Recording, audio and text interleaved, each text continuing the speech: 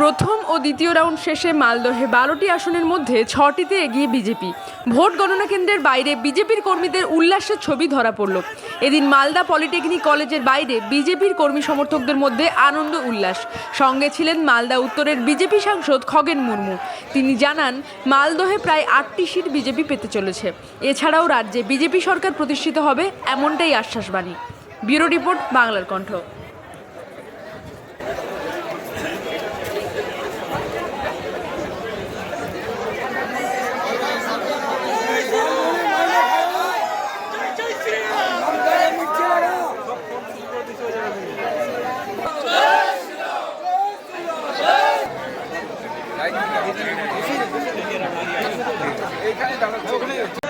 ছবিগুলো আছে, আমরা যেটা বলেছি সেটাই আজকে দেখা যাচ্ছে যে 6টা সিট তো আছেই, 6টা সিট আমরা পাবই। আপনি এখানে 8টা হলেও আশ্চর্য হওয়ার কিছু নেই, অবাক হওয়ার কিছু নেই। 8টা সিট পেলেও অবাক হওয়ার কিছু নেই।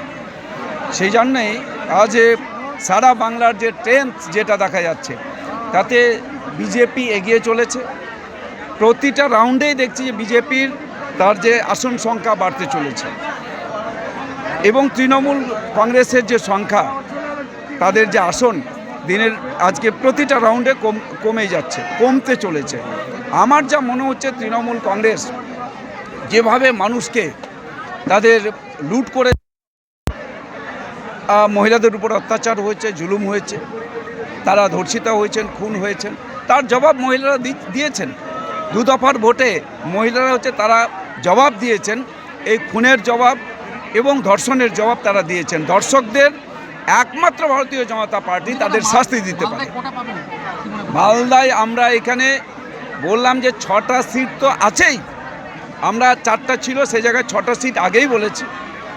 আপনি 8টা সিট পেলেও অবাক হওয়ার কিছু নেই। সারা রাজ্যে আমি তো বললাম বলার সময় যে ডবল ডিজিট তারা পার করতে পারবে না তৃণমূল কংগ্রেস। সুতরাং রাজ্যে ভারতীয় জনতা পার্টির সরকার হচ্ছে, ডবল ইঞ্জিন সরকার হবে। আমাদের কেন্দ্রীয় সরকারের মুখ্যমন্ত্রী, প্রধানমন্ত্রী এবং রাজ্যের মুখ্যমন্ত্রী, এই দুজন প্রধানমন্ত্রী এবং পশ্চিমবাংলার মুখ্যমন্ত্রীর যে ডবল ইঞ্জিনের যে সরকার হবে, এখানকার মানুষের সমস্ত উন্নয়ন হবে।